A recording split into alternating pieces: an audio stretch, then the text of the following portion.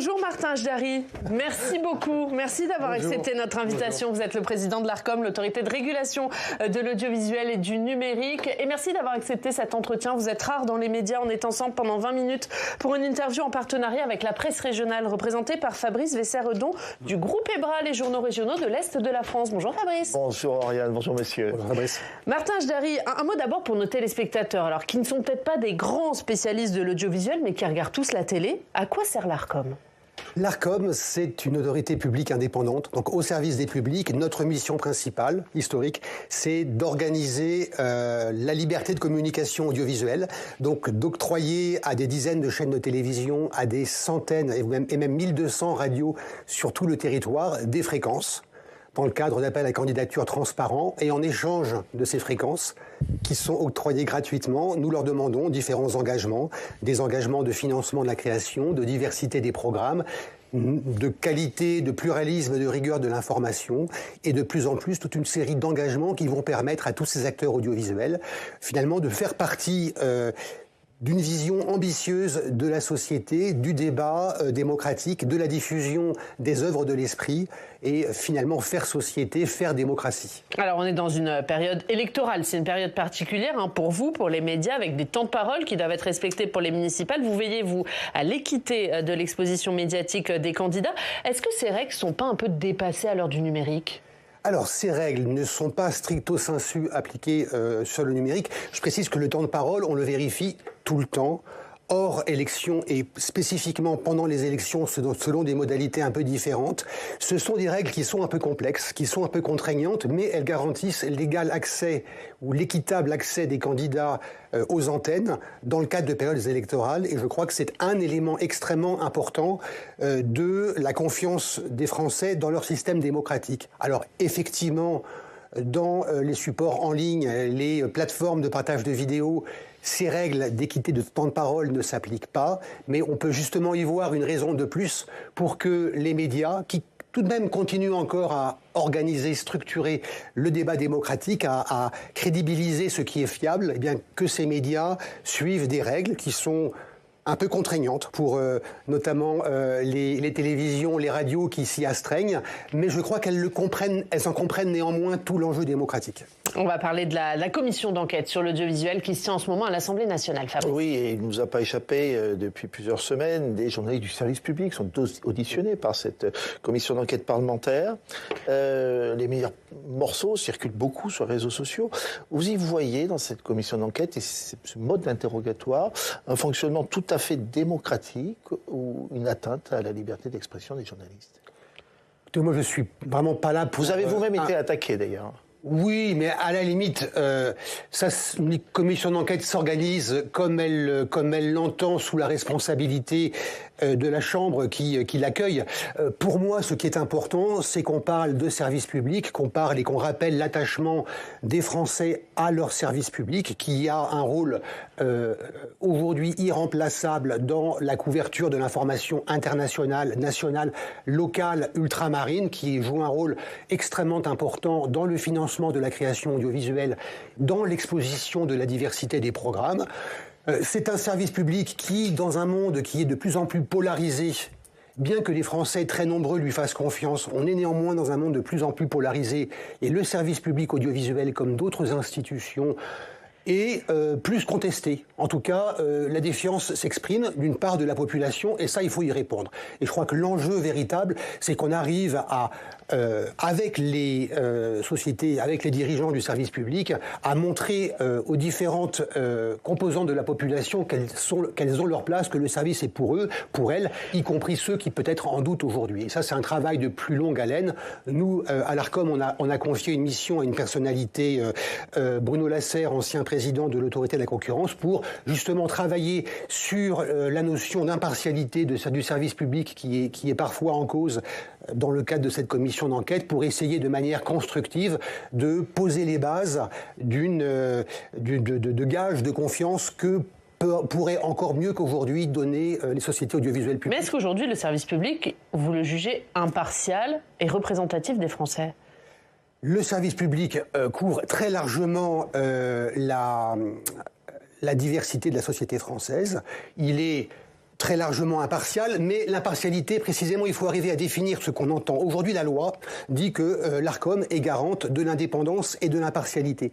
L'indépendance, on voit assez bien comment on la caractérise. C'est une nomination par une autorité indépendante, c'est des modalités de financement sécurisées avec un système de quote-part de TVA. Sur l'impartialité, cette notion, depuis 40 ans, depuis que la loi audiovisuelle a été votée, elle n'est pas précisée. Donc l'enjeu de la mission que nous avons lancée, c'est de préciser cette notion d'impartialité, de mesurer auprès des Français, par une enquête d'opinion, ce qu'ils en attendent, ce que sont leurs doutes, leurs questions, leurs demandes, et voir ensuite comment les sociétés audiovisuelles peuvent montrer qu'elles y répondent, par exemple en publiant de manière plus complète et transparente la liste de leurs invités pour que chacun puisse identifier, vérifier qu'il y a une diversité d'invités. Ce genre de preuves concrètes que France Télévisions, Radio France ont commencé d'ailleurs à mettre en place. Donc il y a un travail à faire sur l'impartialité. Je crois qu'il y a un travail à faire pour réfléchir, examiner ce qu'attendent les Français, qui est aujourd'hui pas forcément aussi bien mesuré, et voir comment on y répond. Ça ne veut pas du tout dire que les antennes de l'audiovisuel public ne soient pas impartiales, mais il y a sans doute un élément de preuve supplémentaire à apporter, de gage à apporter aujourd'hui dans un monde qui est polarisé, qui doute plus, et où une partie de la société exprime sans doute plus fortement qu'avant sa frustration ou son incompréhension. Est-ce qu'aujourd'hui, quand vous regardez, parce que Fabrice l'a dit, vous la regardez forcément avec attention, cette commission d'enquête, est-ce que vous la jugez utile ou est-ce qu'elle donne une mauvaise image de l'audiovisuel public? Est-ce qu'elle est trop politisée? On verra ce qui en ressort au bout du compte. Cette commission permet aussi aux acteurs de l'audiovisuel public d'exposer ce qu'ils font, la façon dont ils travaillent. Donc ça peut être des précisions utiles. Ensuite, il faut attendre les conclusions et le rapport qui en sortira. Je ne peux pas préjuger et a fortiori poser une appréciation sur une commission parlementaire. L'Arcom dépend du Parlement, reçoit son mandat du Parlement. Donc je me garderai bien de faire des commentaires. Il y a quand même un sujet qui est arrivé sur la place publique, c'est celui du temps d'antenne des personnalités qui ne sont pas elles-mêmes candidates. Pour vous, c'est quand même un casse-tête.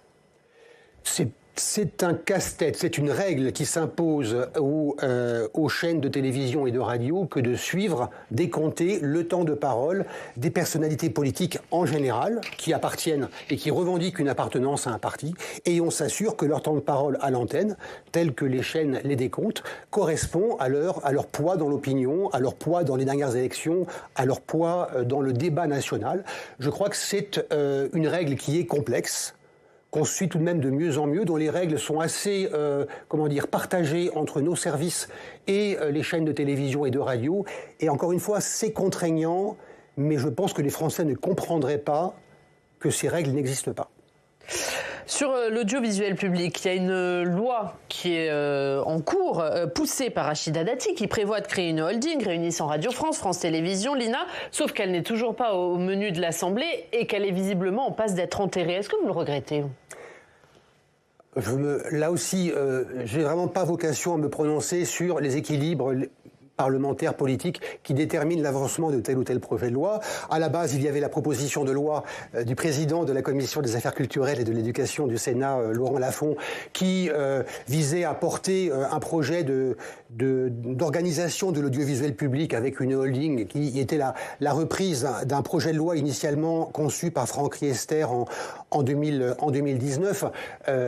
L'Arcom a toujours dit qu'elle était favorable à des coopérations renforcées, un rapprochement, et mon prédécesseur comme moi-même, nous avons toujours dit que nous trouvions qu'une unification du commandement de la décision stratégique serait sans doute souhaitable à l'heure du numérique pour regrouper les forces dans un monde qui est de plus en plus plurimédia. Ça, c'est le principe général. Ensuite, l'opportunité à un moment donné, compte tenu des débats, des contestations et des équilibres actuels, ça, c'est vraiment aux parlementaires d'en décider. Mais vous auriez, sur le fond de cette loi, sans parler du calendrier parlementaire, vous auriez souhaité qu'elle aille au bout. Vous dites que c'est nécessaire aujourd'hui pour l'audiovisuel public, ça le renforcerait ?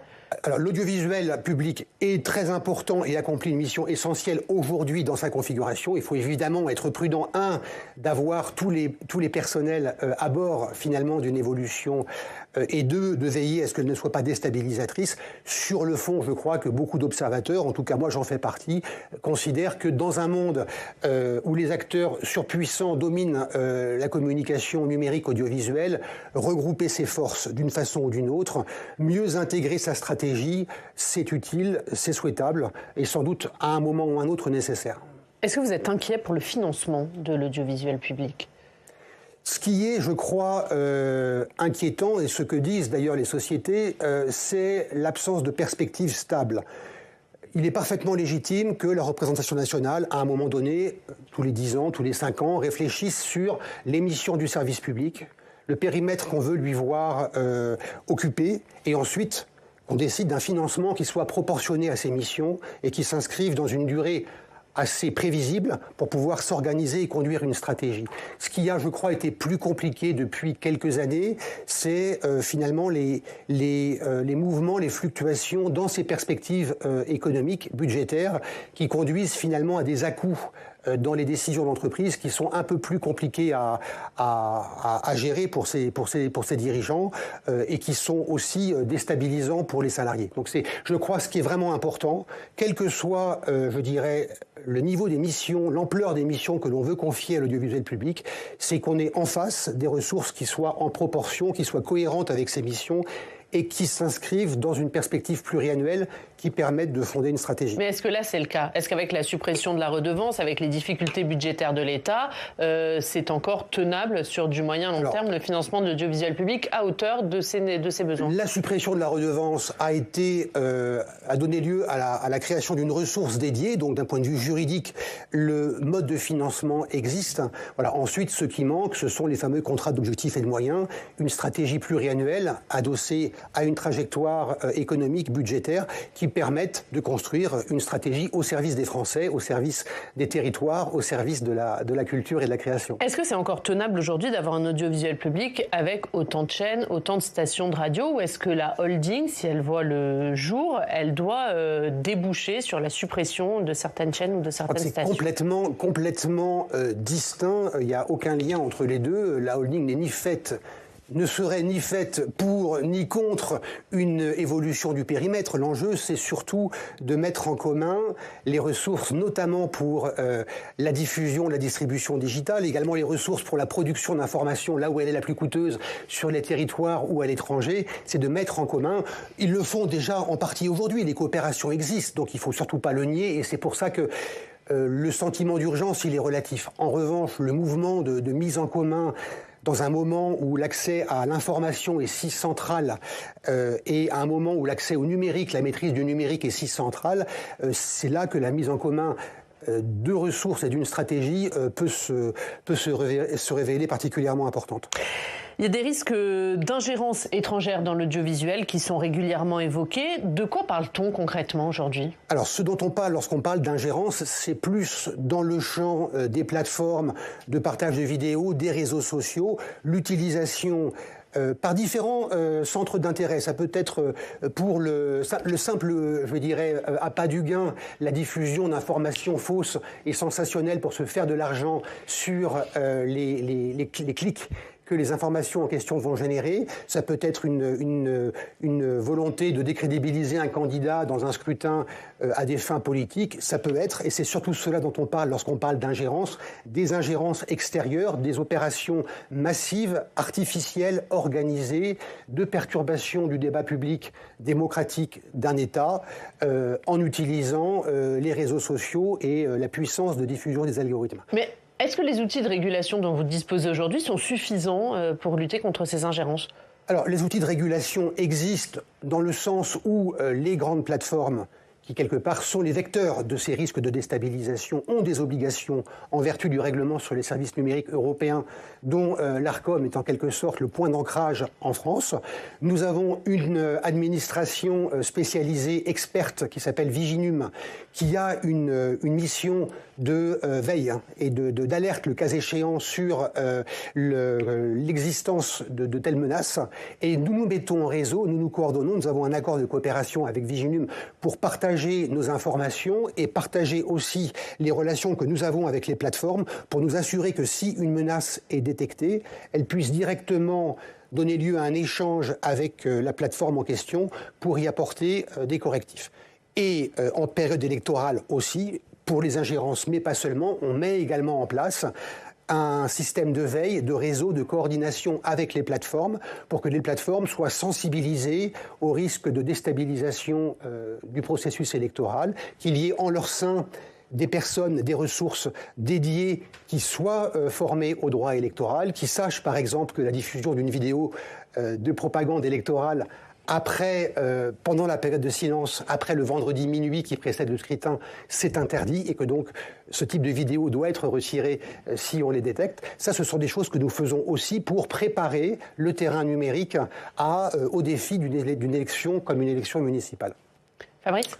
Oui, un mot sur CNews, parce que l'ARCOM a infligé une nouvelle amende pour des propos tenus au mois d'août dernier. Si nos comptes sont bons, l'ARCOM a réprimandé une vingtaine de fois, plus de 20 fois, CNews ces dernières années. Ça fait un peu plus de 600 000 € d'amende. Est-ce qu'il y a un problème avec cette chaîne ? Nous n'avons de problème avec aucune chaîne en particulier. Ensuite, les chaînes ont leur ligne éditoriale qui peut les conduire à être parfois plus proche de la ligne que nous dessinons, que nous avons pour mission de dessiner entre la liberté de communication audiovisuelle que nous défendons, la liberté d'expression, y compris lorsqu'elle déplaît, lorsqu'elle heurte, parce que des propos souvent déplaisants ne sont pas pour autant illégaux. Et notre rôle, c'est de faire quelque part barrage et de permettre à tous les propos légaux de s'exprimer, légaux en vertu des obligations des chaînes, mais parfois il y a des chaînes qui vont au-delà de ces règles et au-delà des limites de la liberté de communication, et dans ces cas-là, on les sanctionne. Nous, on n'a pas de problème particulier avec telle ou telle chaîne. On intervient lorsqu'on est saisi par des téléspectateurs, par des observateurs, et si on observe que les limites que nous sommes là pour faire respecter ont été franchies, alors on intervient. On peut intervenir par la pédagogie, par des lettres de rappel à l'ordre, et parfois, lorsqu'il y a des manquements qui sont trop sérieux ou trop répétés, on intervient par une sanction. Qu'est-ce que vous pensez de la gestion à l'antenne de l'affaire Morandini et de l'image que ça renvoie ? Alors la présence ou pas de Jean-Marc Morandini à l'antenne ne relève pas de la compétence de l'ARCOM, au sens où il n'y a pas eu d'interdit professionnel, et par ailleurs, ça n'est pas dans la compétence de l'ARCOM de se prononcer sur la présence de tel ou tel à l'antenne. Après, je pense que c'est une décision, en tant que citoyen, je pense que c'est une décision sage, ne serait-ce que par égard pour les victimes. Il s'agit d'une condamnation définitive, donc c'est vraisemblablement une décision sage. Le fait qu'il se retire de l'antenne ? Il se retire de l'antenne tout récemment, et c'est vraisemblablement, je pense, par respect pour les victimes, ce qui est préférable. Et ce qui s'est passé avant ? Parce qu'il a quand même eu du temps avant de se retirer de l'antenne. Ça lui appartient, ça appartient à son éditeur dans sa gestion de ses relations avec ses auditeurs, ses téléspectateurs. Ça n'est pas pour le coup dans le champ de nos compétences. Il y a une concentration des médias entre les mains de milliardaires. Est-ce que ça vous interroge ? Est-ce qu'il faut changer les règles ? Il y a de plus en plus, on l'observe, des concentrations plurimédias. Pour autant, on ne peut pas dire que le paysage audiovisuel français où le paysage médiatique soit hyper concentré, mais on constate qu'il y a des pôles qui interviennent sur différents terrains, la presse, la radio, la télévision, le numérique parfois. Ça a suscité, dans le cadre des États généraux de l'information en 2024, dans le cadre du règlement européen sur la liberté des médias qui a été adopté, le souci de moderniser les règles du contrôle des concentrations, qui existent déjà, mais de les moderniser pour prendre en compte cette dimension plurimédia et pour mieux mesurer, non pas finalement le fait de détenir telle radio ou telle radio, mais de bien mesurer le pouvoir d'influence qu'un groupe peut avoir sur la formation de l'opinion publique. C'est l'objet de différentes propositions de loi qui ont été adoptées à différents niveaux du processus législatif au Sénat ou à l'Assemblée. Ça devrait faire l'objet d'un projet de loi qui précisément vise à traduire les États généraux de l'information et qui est en gestation depuis quelques mois. Fabrice. Oui, on rappelle que vous êtes aussi l'autorité qui régule le numérique. On parle beaucoup de la télévision et de la radio. Il y a le numérique qui aujourd'hui concerne plus particulièrement les jeunes, mais pas seulement. Le président de la République avait annoncé à l'automne dernier, devant les lecteurs d'ailleurs du groupe EBRA dans les Vosges, l'interdiction, son souhait est d'interdire les réseaux sociaux au moins de 15 ans. Est-ce que c'est tenable ? Alors on y va, mais est-ce que c'est tenable ? En tout cas, le processus législatif doit maintenant être conduit à son terme, les deux chambres se prononcer. Je crois que ça répond à une volonté politique assez largement mesurée dans l'opinion.